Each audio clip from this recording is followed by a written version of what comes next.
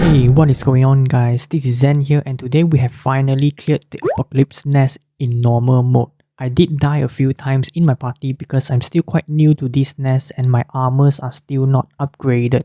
I currently have my plus 6 Cerberus armors and plus 8 level 40 epic weapons and secondary weapon equipped. Party wise, I think this is the bare minimum requirement for you to clear the nest.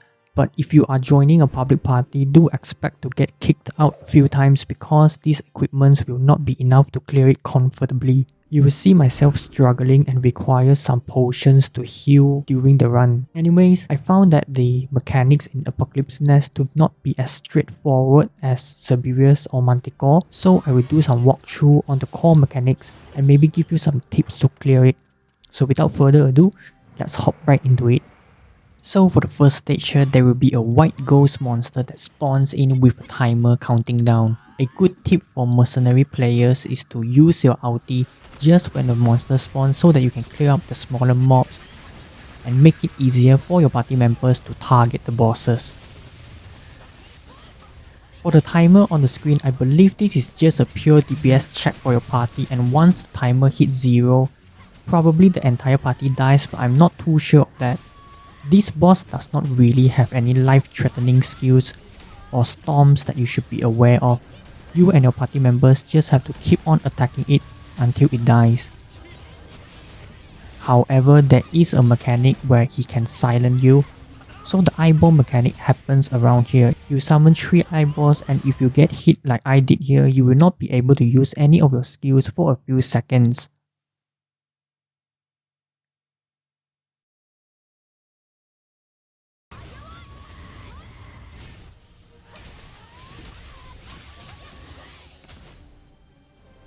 So my party was able to clear it with around 40 seconds left on the clock. After you kill the ghost, a chest will open which will give you a total of 2 keys. You have to pick up the keys and then proceed to open the door on the left side of the map. This is the standard route to open the seals easier.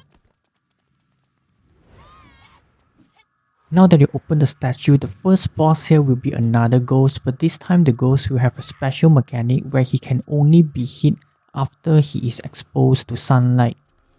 You can press the blue glowing device on the middle part of the map to activate the light source. The light will spawn in at the same spots every single run, so you can memorize this pattern. It will first spawn on the place I am standing right now, and it just moves in a clockwise direction. Always remember to wait until the light hits the ghost where he will get stunned temporarily before you start dealing damage to it. And that is pretty much it for this boss. You just continue to repeat the process of clicking the device and then damage the ghost until you deplete his HP.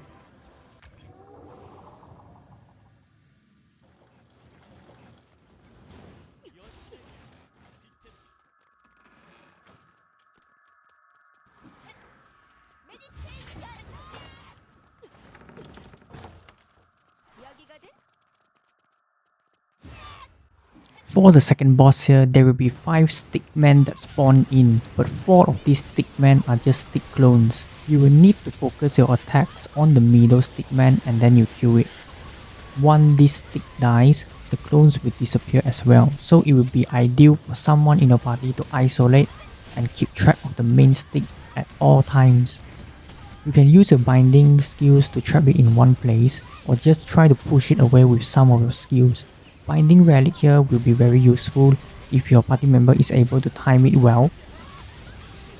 The boss itself is not really that difficult, but if you do not isolate the main body away from its clones, then they might deal very high damage to your party members combined. So just keep note of that and you will be fine.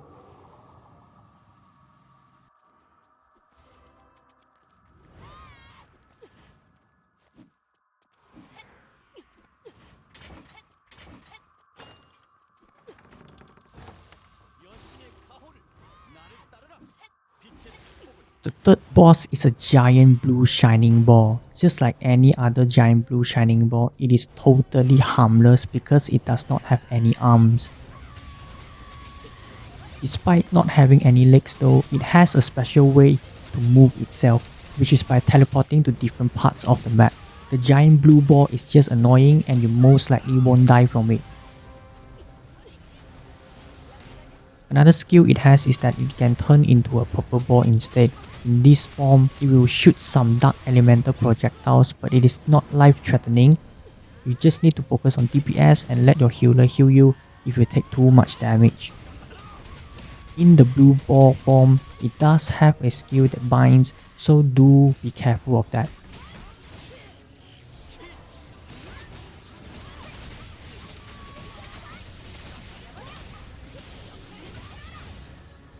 After destroying the ball, the main gate will open and you can now proceed to the next stage.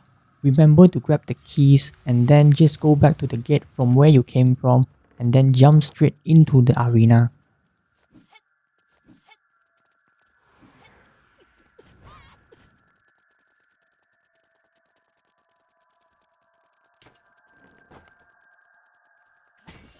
Now this boss is the most annoying boss of this nest because it has a hugging mechanic which can one-shot you and there's not really much you can do about it. It is also very tanky and has annoying lightning skills that can electrocute you and cancel out your skills. Not to mention that its damage is quite high, so you have to be very careful in this stage. During his first HP bar, it has a charging skill which he will shoot out lightning balls from his sides while running. The best way to dodge it is by walking behind him since the balls will only come out from the sides. When you reach 3x of his health, he will start shooting lightning from his eye. There is a charging animation and it is very easy to dodge it if you just keep running away from it. Getting hit by this will hurt you very badly, so avoid it at all costs. And when you reach 2x health, he will have this special lightning marking skill. Honestly, I don't know how to avoid this, so let me know in the comments if you guys know how to detect it and avoid it. I was lucky that my buff was active so I couldn't die from the attack. He will also start throwing lightning zappers on the floor which will shoot projectiles and damage you if you get hit. I think he is able to spawn as many zappers as he wants to, and the zapper does not seem to have any time limit on it. So you will have to kill him before the entire map is covered with the zappers and overwhelms your party members.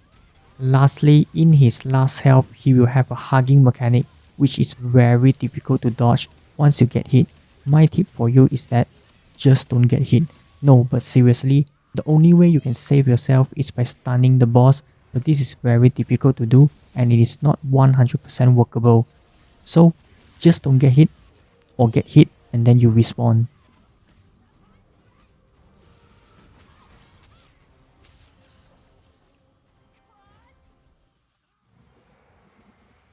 Finally, we reached the last stage. During the Apocalypse first health, he will be using very basic attacks and sometimes shoot lasers in a few random directions, but other than that, you just continue to hit it until his next health bar, which will start to get more and more difficult. When he reaches 4x health, this will be when it starts to get difficult. His eyes will start glowing purple and then he will use a marked attack on every party member. When this happens, it is best if you can stay away from your other party members and slowly dodge the lasers. He will also start using a beam attack and slowly spin around in a whole circle that will knock you back if you get hit. If you get stunned at the wrong time, you might get hit a few more times and die from the attack. Also, if he is stuck in a corner like my run here, you just have to pray and hope it does not kill you. You cannot really do anything because you will still get hit once if you try to dodge the beam.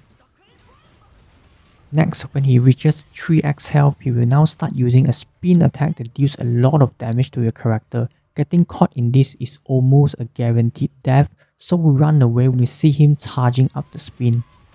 He will also start using a storm attack that can be done up to 3 times. The timing is very random for this, so you just have to be careful when the animation begins. You need to learn the timing of the jump and don't get hit.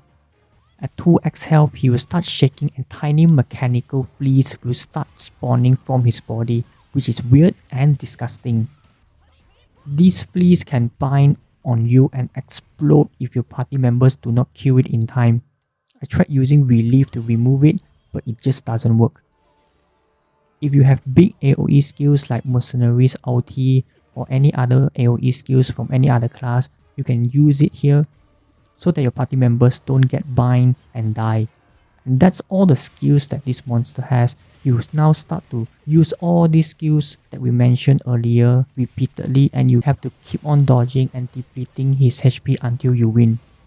If you found this video helpful, check out my other videos below to learn how to farm more gold in Dragoness C Classic and other various mechanics in the game. Anyways, this is Zen, signing out.